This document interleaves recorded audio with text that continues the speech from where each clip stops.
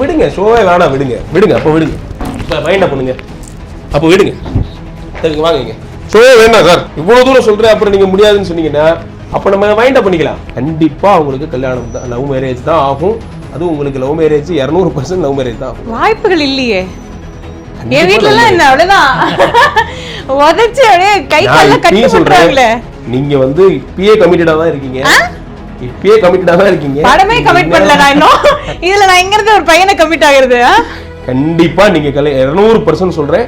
நீங்க ஒருத்தரை லவ் பண்றீங்க, லவ் பண்றீங்க. இல்ல நான் லவ் பண்ணல.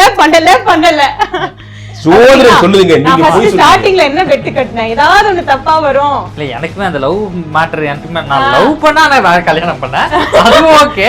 பட் வந்து லவ் மேட்டர்ங்கிறது ஆமா இல்ல. அப்ப எந்த வாய்ப்பே இல்ல.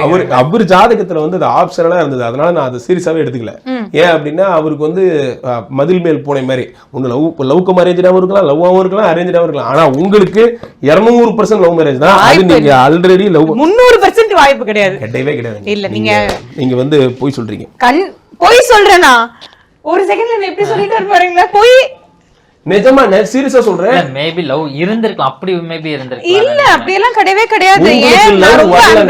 உங்களுக்கு லவ் வரலன்னா நான் ஜாதகம் பாக்குறதே விட்டுறேங்க. ஏன்னா ஷூரா என் கல்யாணத்து அன்னைக்கு நான் உங்களை கூப்பிடுறேன். நான் கண்டிப்பா வந்து என் அப்பா அம்மா பாக்குற ஒரு பையனை தான் கல்யாணம் பண்ணிப்பேன். இப்பயும் நான் சொல்றேன், உங்களுக்கு சந்திரன் இப்போ சுக்கிரனும் செவ்வாயும் சேர்ந்திருக்கிறாங்க. சுக்கிரன் தனது 7ஆம் பார்வையா உங்களுக்கு வந்து 1 2 3 4 7ஆம் பார்வையா உங்களுக்கு 5ஆம் இடத்தை பாக்குறாரு. அந்த 5 உச்சமா இருக்கார். 200% சொல்றேன் உங்களுக்கு. அவர் எங்க வேணா இருந்துட்டு போடுங்க. என் அப்பா அம்மா இருக்கிற இது நிலைமைய பார்த்தா கண்டிப்பா எனக்கு அரேஞ்ச் மேரேஜ் தான் பண்ணி வைப்பாங்க. நம்பர் Nல ஸ்டார்ட் ஆகுற ஒரு பேரா இருப்பாரு. அவர் நீங்க லவ் பண்றீங்க. இல்லங்க யாரு என்னன்னு வரைக்கும் ஏன்ட்ட கேக்குறேன்.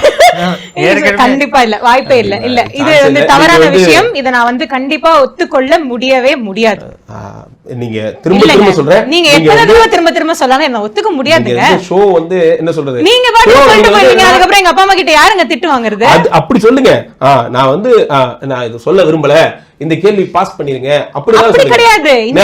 இல்லன்னு சொல்லாதீங்க. இப்போ நான் சொல்றது நான் உறுதியா இருக்கேன். கண்டிப்பா வந்து கல்யாணம் வந்து என் அப்பா அம்மா பாக்குற ஒரு பையனை நல்லா கவனிங்க. இங்க பாருங்க, ஒண்ணு இந்த கேள்வியை பாஸ் பண்ணிடுங்க, இந்த கேள்வி வேண்டாம்னு சொல்லுங்க. முடியாது, விட மாட்டேன். இல்ல முடியாதுன்னா நீங்க அப்ப நான் சொல்றது பொய்ன்னு ஆயிடும்.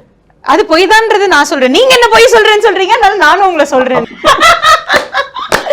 இவ்வளோ நேரம் நாங்க எல்லாம் என்னென்ன சொன்னீங்க, உங்களை லைட்டா அப்படியே வந்து உங்களுக்கு ஜோசியம் பார்க்கலாம்.